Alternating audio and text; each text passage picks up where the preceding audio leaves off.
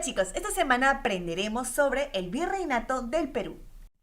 Terminada la conquista del Tahuantinsuyo, empezaron las guerras entre los líderes españoles, porque se quejaban de que unos habían recibido más territorios que otros o más ganancias que otros, y así, como resultado de estas guerras, perdieron la vida algunos conquistadores, como Diego de Almagro y Francisco Pizarro. Ambos murieron, así como también miles de indígenas debido a estas guerras. Esta violencia hizo que los reyes de España se dieran cuenta que los conquistadores tenían mucho poder y decidieron asumir ellos mismos el gobierno de estos territorios conquistados. Así que mandaron soldados. Y no solamente eso, ya que el rey de España no podía venir hasta aquí, él mandó un representante a nuestras tierras. Ese fue el virrey. España logró dominar gran parte de América.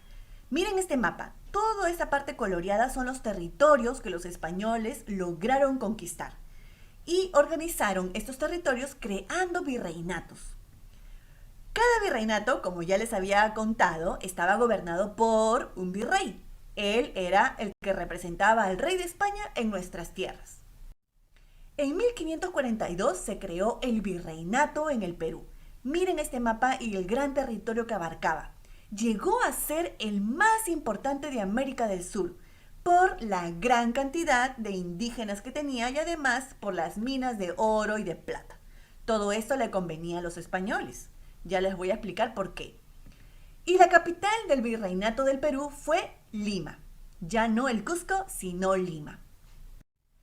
En ese tiempo nos gobernaron 40 virreyes. El primer virrey fue Blasco Núñez de Vela y el último virrey fue José de la Serna.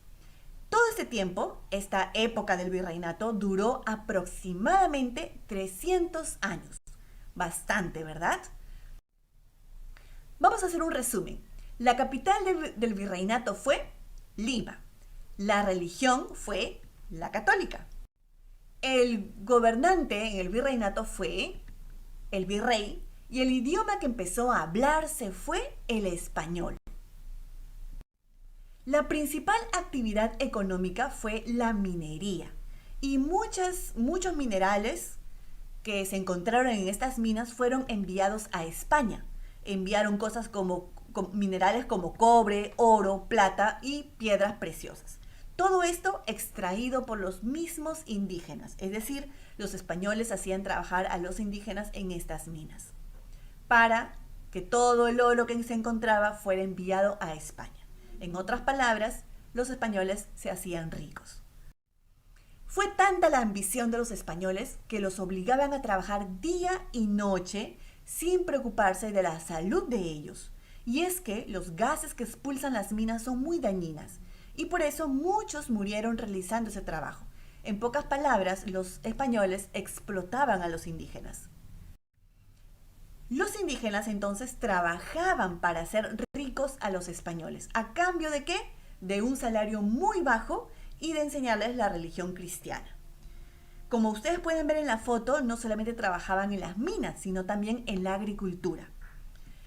Además, los indígenas tenían que pagar impuestos. ¿Qué cosa era un impuesto? Era una cantidad de dinero que había que pagar al virrey. Entonces, del salario tan bajo que les daban, de ahí tenían que sacar para pagar los impuestos por diversas cosas y al final se quedaban con nada. Entonces, los peruanos se hacían cada vez más pobres y más pobres.